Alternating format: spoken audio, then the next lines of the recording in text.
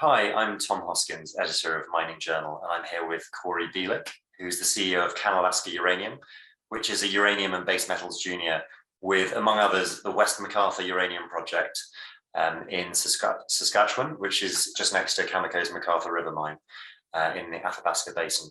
Hi, Cory, how are things? Oh, things are great, Tom. It's a fantastic time of year in Saskatchewan as we get cold, we get snow, start building ice so we can get out there and do the work that we want to do. Good stuff. Yeah, well, I know the feeling about getting cold. We're in London right now and it's pretty miserable here too. Well, it sounds like you're more positive on it than me, so well done for that. Let's start off with talking about your company. Now, it's been an extremely exciting time in the uranium space. There's been capital kind of pouring in like we haven't seen in a long time. Prices moving a lot since the summer, and the potential or the likelihood of the utilities coming back into recontract, and looks like price momentum is pretty bullish moving into next year. Now, with that, obviously, you get a lot of juniors coming back into the market who've been quiet for a long time, and ultimately sticking their hands up and wanting investment. So I guess the first question I'll start off with is why should they pick you? What makes you different? Oh, it's a great question, Tom. What makes CanAlaska different? Well, we've been in the uranium space since about 2004. We came into the Athabasca Basin, we applied some new technology, and we developed a really great core set of assets that we've been able to mostly hang on to through the last down cycle post-Fukushima. In 2011, the world changed. We had to basically stop operations, downsize, and then find other things to do, like build an incredible nickel portfolio in the nearby Thompson Belt in Manitoba, right near to the Athabasca Basin. So we've been busy through that time, but now times have changed again. We want to talk about uranium. We want to explore for uranium. We've actually been very busy the last couple of years, in particular in our WestMcArthur project, making new discoveries, advancing new discoveries, and also making new discoveries in some of our other projects like Waterbury South. So it's been an incredible few years for us. Now the market has turned. We're well financed. And really what sets us apart is access to land, which is hard to do now. It's been staked in the Athabasca Basin, but this is prime real estate that we've been able to hold on to since post-Fukushima. And we've added to that portfolio where we felt the geology was correct. So that's that hybrid project generator model that we deploy. So we both explore and we both project generate on which to do deals and bring other partnerships in to advance these projects. So it's access to land, it's people, and it's a well-structured company. We've got great people. We're building out the team again. We've been able to attract some incredibly talented geoscientists from Cameco and Orano, among others, some bright new talent coming out of the university. So we're building that core team that's going to allow us to continue to be successful in the Athabasca exploration phase that we're coming into here. So we're well-structured, 100 million shares outstanding. We've got 144 million when fully diluted. We've got $16 million in the bank. We're ready to go in 2022. Okay, and I mean, so the last few months, what's been your main focuses and your wins on the exploration front?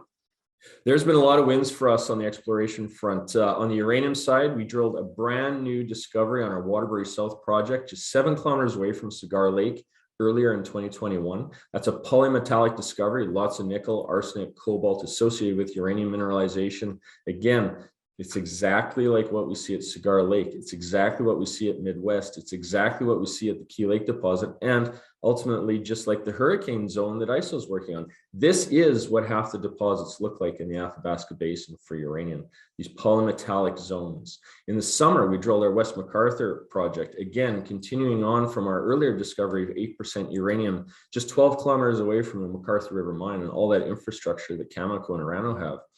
We continued to work on that project through the summer. We made additional high-grade discoveries in and around what we're calling our 42 zone. In addition to that, we expanded the structural corridor for a few kilometers to the southwest, where we saw all the indications of a large tier 1 mineralizing event. We're really excited about the results, and that news is still to come in the next number of weeks as we just get our assays back and get everything ready for announcement. In addition, we did a deal for a few of our newer projects in the basin, where we're going to bring in some outside investment from Australia off the ASX It's going to help move those forward. So again, this hybrid model that we deploy, both exploring and project generating and doing deals.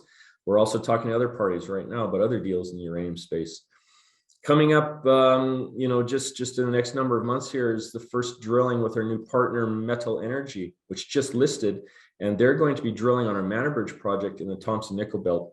So really exciting 2021 for CanAlaska, and we're really looking forward to next year.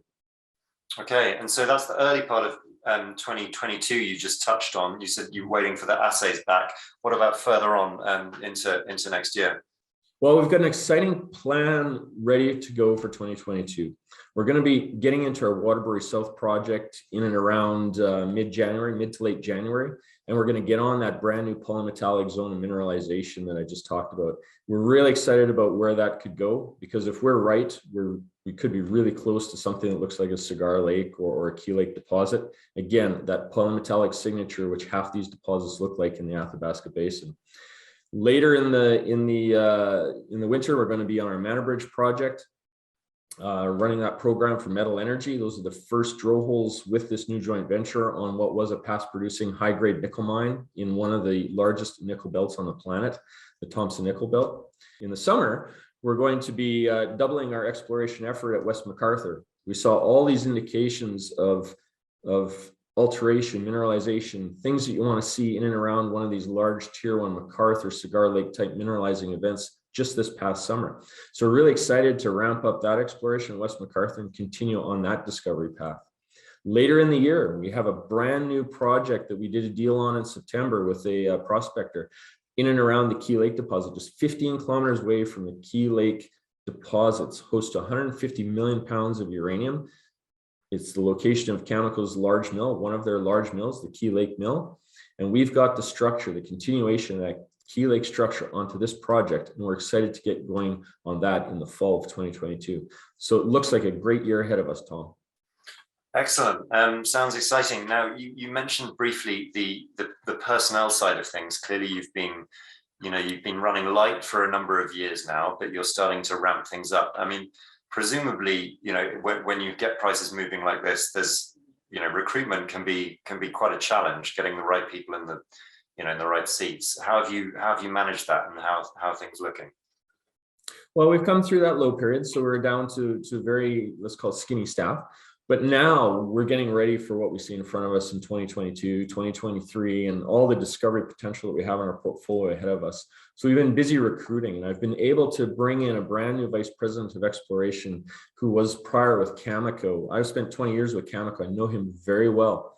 So I brought him over. He sees the discovery opportunity in our portfolio. He wants to be part of something special, and that's why he's joined us in large part. We've been able to bring in some very talented and experienced geologists from the Orano system, with the French nuclear giant. So we've built the core of our team up with these really experienced people that have made discoveries in the Athabasca Basin, been part of delineation programs in the Athabasca Basin. They understand the uranium model. In addition, we're attracting young talent fresh out of university, where they want to join this team and get excited about what we're doing. So it's an incredible time for us as we build out the team, as we start to expand and get ready for everything that we have planned. In addition, Dr. Carl Schiemann, he discovered Cigar Lake. He's just stepped out of the VP role, but he's still connected to us. So we're retaining all that expertise that was built within CanAlaska prior, but now we're building a fresh new team, one that can carry this forward and ultimately carry on these discoveries. We're really excited about how this is coming together. Excellent. Well, thank you very much indeed for that overview, Cory. I'm just going to wrap things up by asking you, where are you from a financial perspective right now? How are you doing for cash? Like, are you going out to the market soon? What's the story there?